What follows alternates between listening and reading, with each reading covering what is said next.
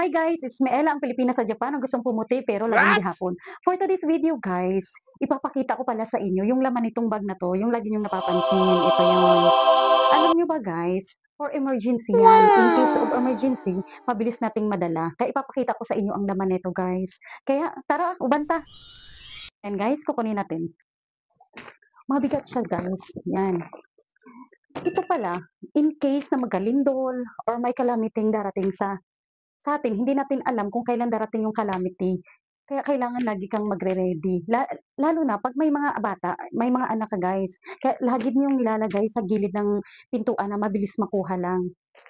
So guys, kailangan may tubig kayo. Bukod yung tubig kasi hindi na kasya eh. Kailangan, yan, may mineral kayo. Yan. In case lang. In case ha, dapat nilalagay nyo dito sa may pintuan. For emergency lang to guys. Kailangan naka-ziplock yung passport, yung ID nyo, yung pera, maglagay ka ng pera, ziplock kasi in case na mabasa-basa guys. Yan, ipapakita ko pala sa inyo. Madalian to guys kasi may pasok tayo. Yan. Yan siya guys. Ayan.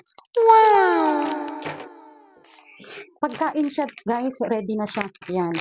Tinitingnan ko yung expiration nito. Kung kailan ma-expired to, tinitingnan mo.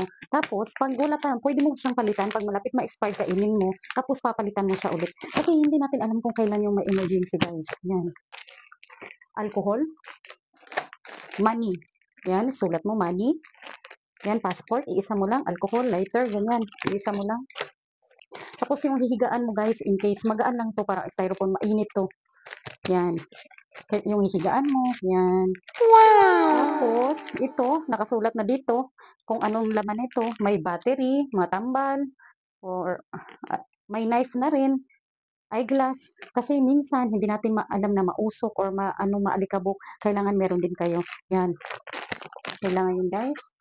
Flashlight. Dalawang flashlight maliliit. Ito siya, guys. Raincoat. In case maulan. Hindi mo alam ang mangyayari. Kailangan ready.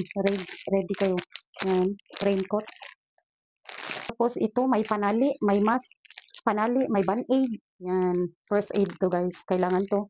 Lagayan ng tubig guys. Yan, magaan lang to. Lagayan ng tubig yung iinumin mo. Easy guys. Magtalian kayo kung sino yung kasama mo sa pamilya para hindi kayo magkahiwa-hiwalay. Yan. Tapos, disposable undies. Yan. Tapos kumot guys. Yan, kumot. Bali towel na yung nilagay ko yung malaking towel kasi ito mainit to blanket or medyas. Maglagay ka ng medyas. Yan. Lalagyan nyo ng ano pangalan guys. Yan. Tapos, ug maura ni guys. Yan siya. Yan. Ug diri ra day ta kutob guys. Kung magustuhan nyo yung video ko, please like and share and follow. Thank you for watching guys. Bye!